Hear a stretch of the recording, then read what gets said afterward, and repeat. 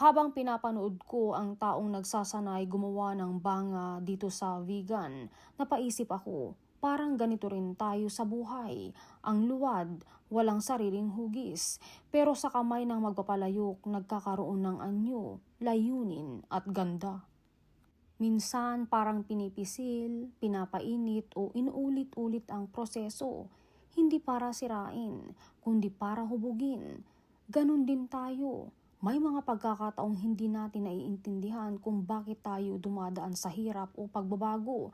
Pero baka ang Diyos mismo ang humuhubog sa atin.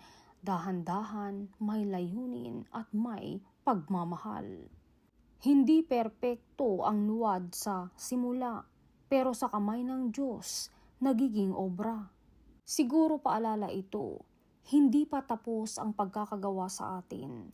May Diyos na patuloy na humuhubog sa atin at may dahilan kung bakit tayo binabago. Kahit hindi natin agad maintindihan, may magandang patutunguhan ang bawat proseso. Sa tamang panahon, makikita rin natin ang buong larawan.